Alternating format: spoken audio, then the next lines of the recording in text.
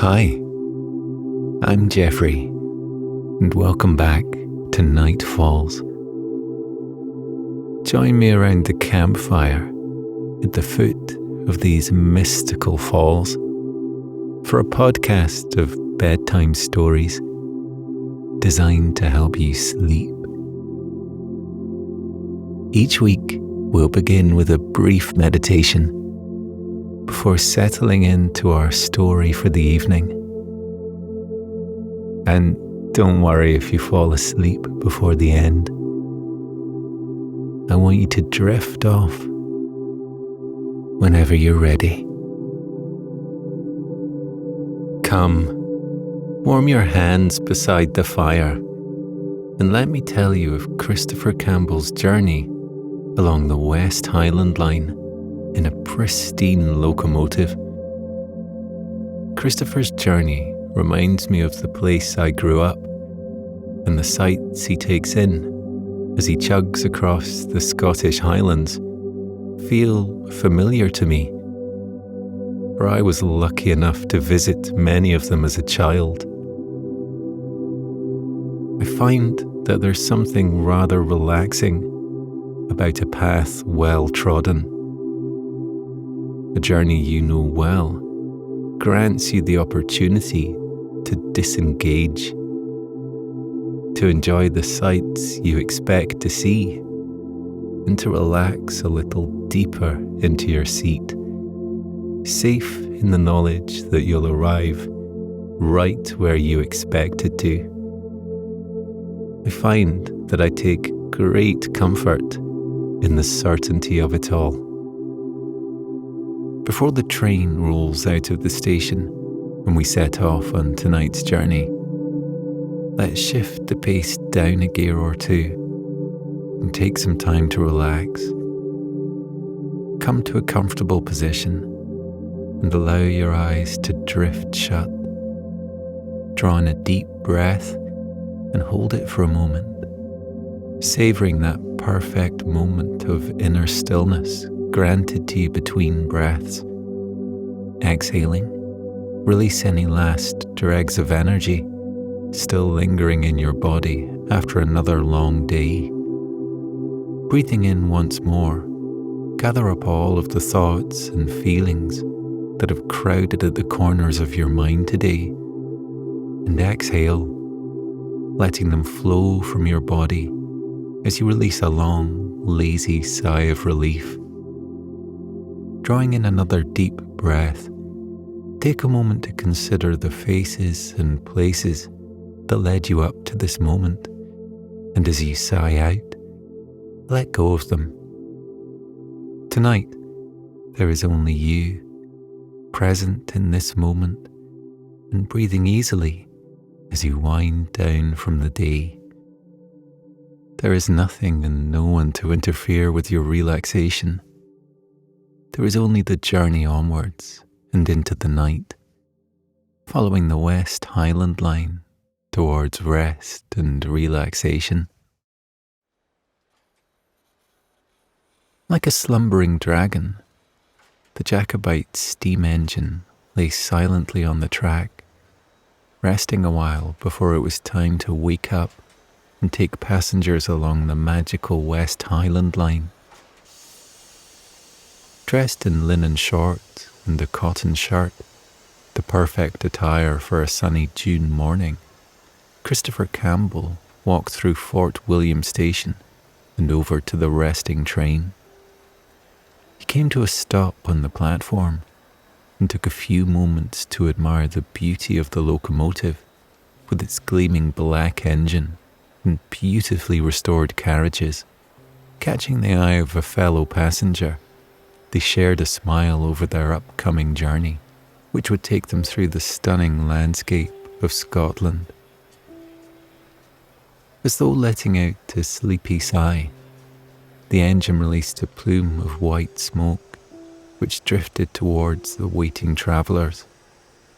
A light mist covered Christopher for the merest of seconds.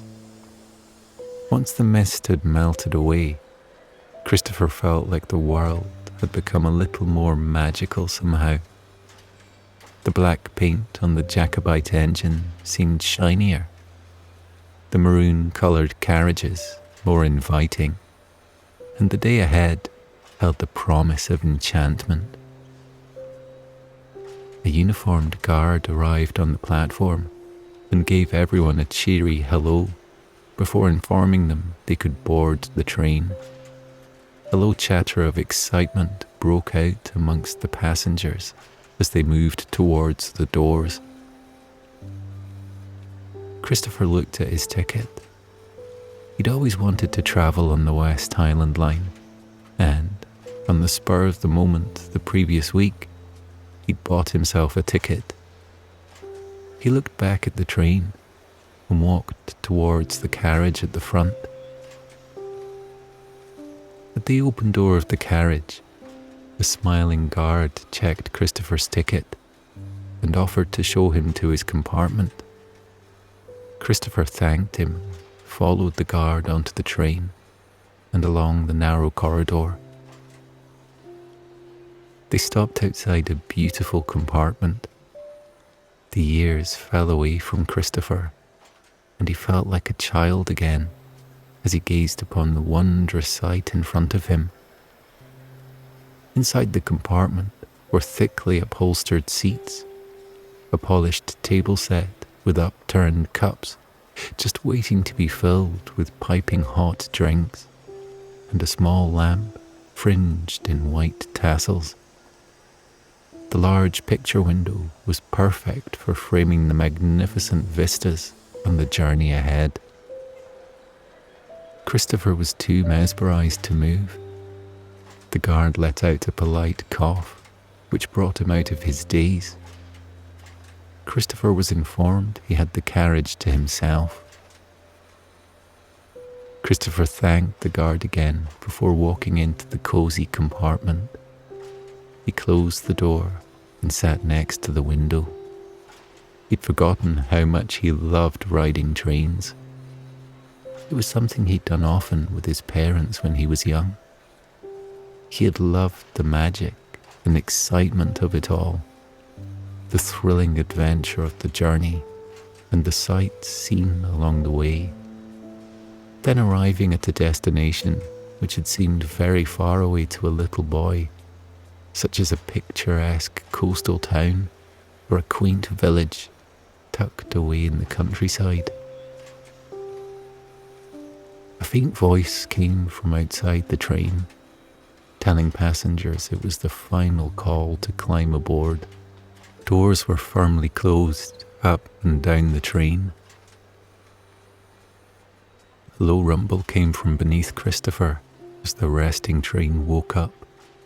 He felt a gentle vibration on the carpeted floor under his feet. Slowly and almost imperceptibly, the train began to move forwards. The distinctive high-pitched sound of the train's whistle filled the air. Christopher noticed people on the platform smiling as they watched the magnificent locomotive leave the station and proceed on its way. The whistle sounded out again. Its fading tones were covered by the rhythmic resonance of the train's wheels, clicking and clacking over the tracks. A cloud of white smoke trailed across the window, making Christopher's view of the outside world look ethereal. The train picked up speed and went past whitewashed houses topped with grey roofs. Through gaps in the trees, Christopher caught glimpses of people walking along the sunny streets as they headed towards cafes and shops. The grey-stoned ruins of old Inverlochy Castle soon came into view, the well-preserved structure sitting proudly on a hill. The train went over the River Lochie, the clickety-clack of its wheels increasing in tempo. Christopher became lost in his thoughts as he looked at the passing views, which were continually rolling past like an absorbing movie. As the train rolled along, there were more whitewashed houses to admire, as well as a landscape of fields which were bordered by undulating hills covered in patches of purple heather. In the distance was a background of rising mountains. There was a light tap at the compartment door. Christopher looked away from the captivating scenery and was met by the cheery face of a uniformed woman holding a teapot aloft. She gave him a questioning look and lifted the pot a tad higher. As Christopher wasn't one to turn down a cup of tea, he nodded in response and began to rise so he could open the door. But the woman beat him to it and swiftly let herself into the compartment. She asked if his preference was for tea or coffee. Once he'd answered, his cup was filled with refreshingly strong, hot tea. Out of seemingly fresh air, the woman produced a wrapped packet of shortbread biscuits and placed them at the side of his cup. With a flash of a smile, she exited the carriage, closing the door behind her. The scene was played out in less than a minute, and if it weren't for the drink and biscuits in front of him, Christopher thought he might have imagined the whole thing. Cradling the drink in his hands, he leaned further back into the comfy seat and returned his attention to the terrain outside. In the distance, he could see the snow-covered top of Ben Nevis. It was the highest mountain in Britain. He'd been told its name roughly translated to mountain with its head in the clouds. That wasn't such an apt name today, he mused, because there wasn't a single cloud in the clear blue sky. But being familiar with the inconsistent nature of the Scottish climate, he knew the weather could change in an instant. Christopher took a sip of the tea and let out a satisfying sigh. His look lingered on Ben Nevis, and he wondered how many energetic walkers were out there right now, climbing up this steeply sloping terrain. Climbing a mountain wasn't for him. Not today. He was content right where he was, snug in a cosy carriage with a cup of tea in his hands. After a minute, he opened the biscuits and took one out. As he was alone, he had no qualms about dunking the shortbread into his hot drink before popping it into his mouth. It wasn't long before the train came to a stop at the first station on the Highland route, the small village of Benavi. Christopher recalled one of his friends telling him about a tiered set of locks which crossed the Caledonian Canal near this village. It had a peculiar name. What was it? Frowning a little, he looked at the table in front of him, as if the answer lay there. And it did, in the form of an information brochure lying at the end of the table. He'd been so absorbed in the view from his window that he hadn't even noticed it there. Had it been there before his arrival? Or had the woman who'd poured his tea placed it there like some sleight-handed magician? Christopher picked the brochure up and soon discovered the name of the lock: Neptune's Staircase. Built between 1803 and 1822, it was a series of stepped locks which gradually raised the canal an impressive 62 feet. Christopher could understand why it was called a staircase, but there was no information about why it was named Neptune.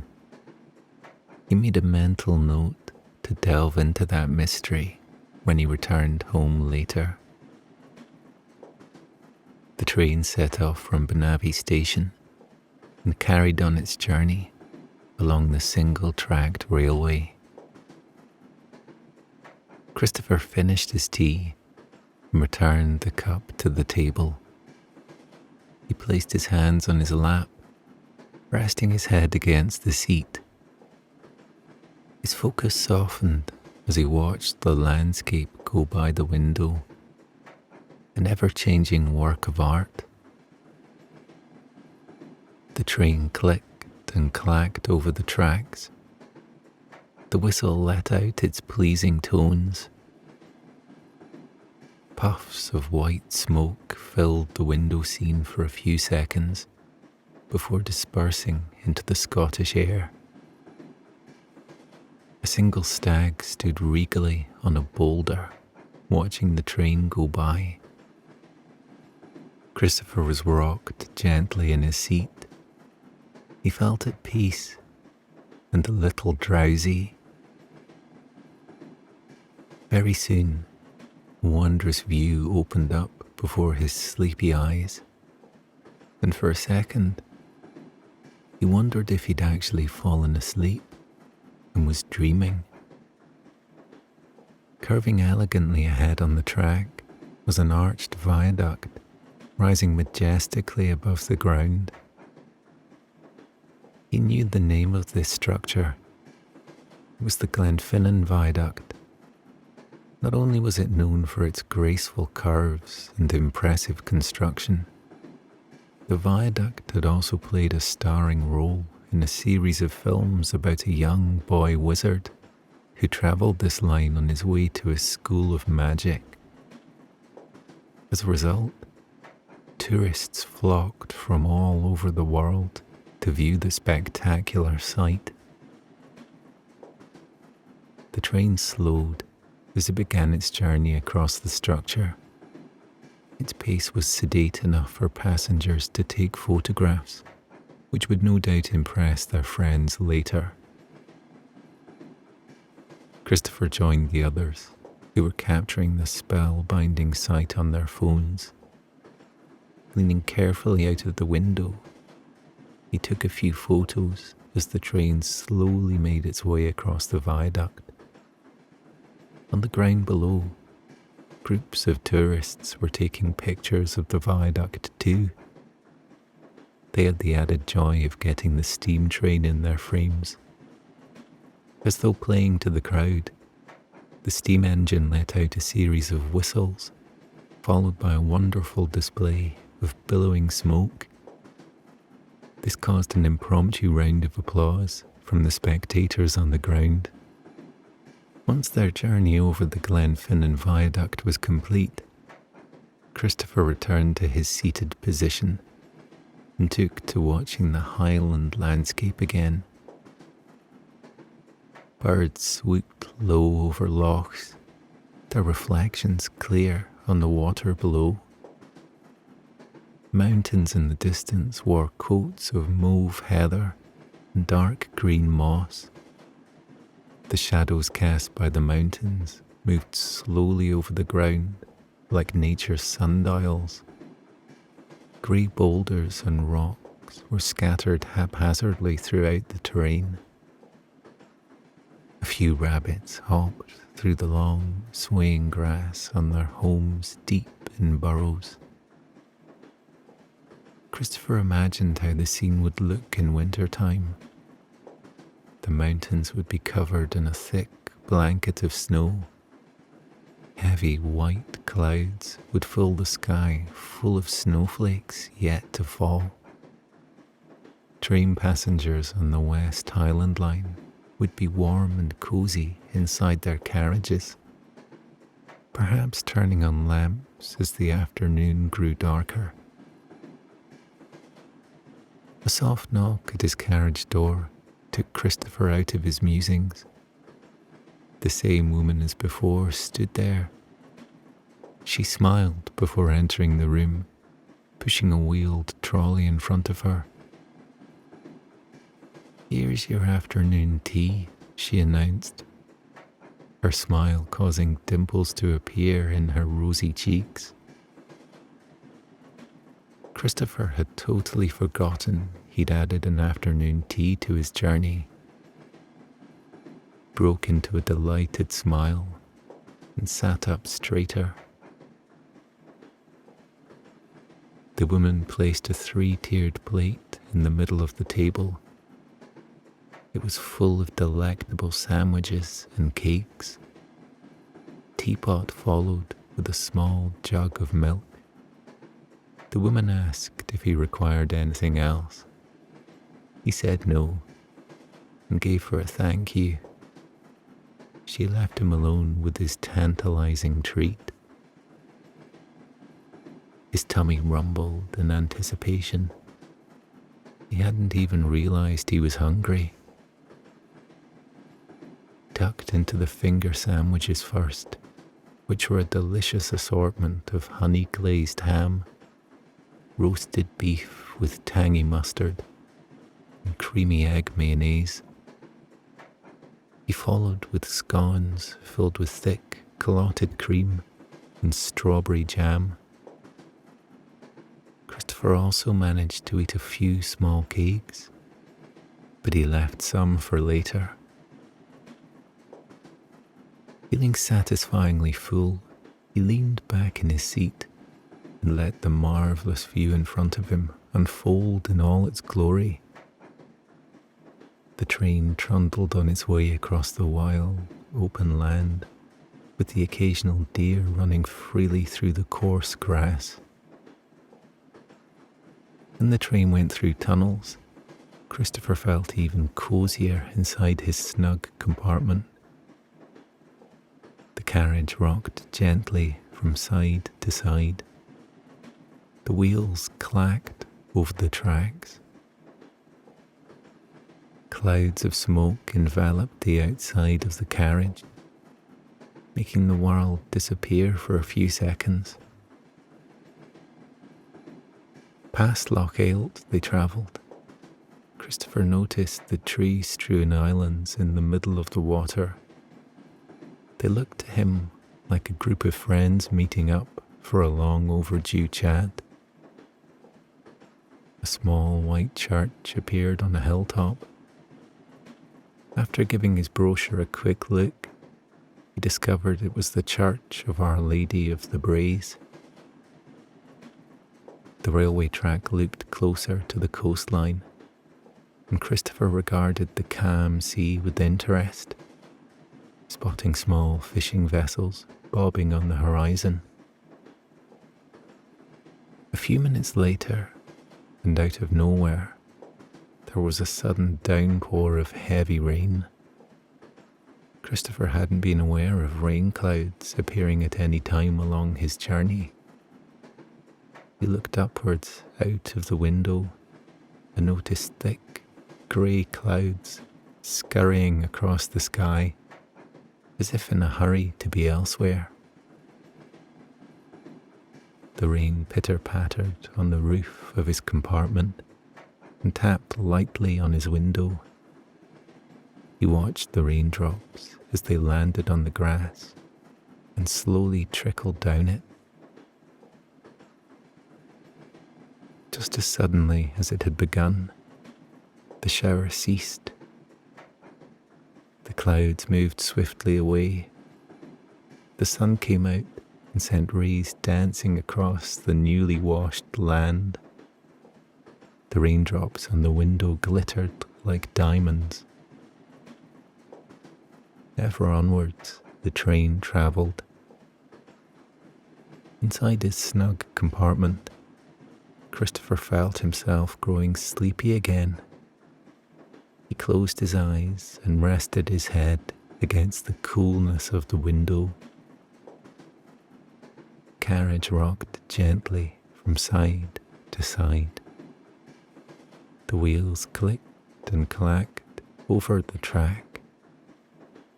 The whistle sounded faint and far away. Smoke from the funnel cocooned the carriages within its white clouds. Keeping his eyes closed, Christopher took some slow, deep breaths, savouring every enchanting moment of his magical ride along the West Highland line, a journey full of enchantment and wonder. The train pulled slowly into the town of Malig, the last sigh of white steam. The rails squeaked softly, and the train came to rest with a slow hiss. Sleepy passengers, Christopher included, exited the carriages and emerged onto the platform. He looked back at the train, which was gleaming still, before moving towards the exit. The evening was beginning to fall, and although the rain had moved on, soft purple clouds lingered in the sky, blanketing the tops of the taller hills behind him. Christopher was to spend the night in this fishing village at the end of the line. It was a peaceful, sleepy place, far from the world, separated from any hustle and bustle by miles and miles of rolling hills, still lochs, and twisting train tracks. With every soft chug of the train, he had felt further and further from his cares, increasingly remote and more deeply nestled into the wild and free Scottish countryside. From the station, he saw a cluster of higgledy-piggledy houses beginning to light up with warm yellow light in the approaching dusk. One of them must be his cosy inn for the night. Ahead, Christopher saw a silvery marina decorated with bobbing boats. It was nestled in a nook between green pine-covered hills, accessible by old wooden pathways over white sands. He watched a fisherman slowly and methodically tying up his boat. The air was refreshing, and the plants around him shone vividly from the recent rain. Christopher wrapped his warm scarf around his neck and took a deep breath of the clean Highland air.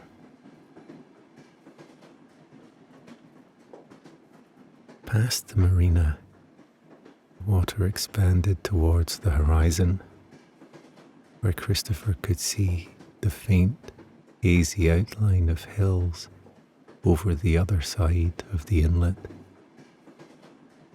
He followed the cobbled path towards the water and saw the smooth pebbles below. He sat for a while, breathing in the tranquility and solitude of this faraway place. Once a slither of moon had begun to rise over the inlet, sending silvery rays across the water's surface, Christopher found his inn for the night. He was warmly welcomed into the cosy little place by a kind-eyed woman. She seemed to sense his sleepy contentment and chose to forego any small talk, handing him an ornate gold key and leaving him to his thoughts. He installed himself on a worn leather armchair in the parlour and soaked in the heat of the crackling fire for a while, with a hot cup of tea in hand, enjoying the slow folk music that was softly playing from the old-fashioned radio. Once the fire had dwindled to softly glowing embers, Christopher went to the refuge of his cosy room. He unzipped his brown leather duffel bag and retrieved his soft white pajamas. He climbed into bed, lifting heavy woolen blankets and sliding in between the crisp sheets below. He sunk into the mattress and felt the impact of a full day of sleepy relaxation wash over him. As he began to drift off to sleep, images flitted through his mind.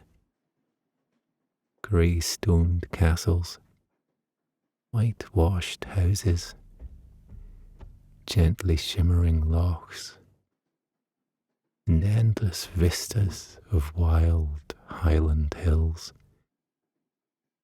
Picturing all he'd seen, could almost feel the slow, comforting chug of the train and hear the soft, drumming raindrops against its glass windows as he was transported into sleep.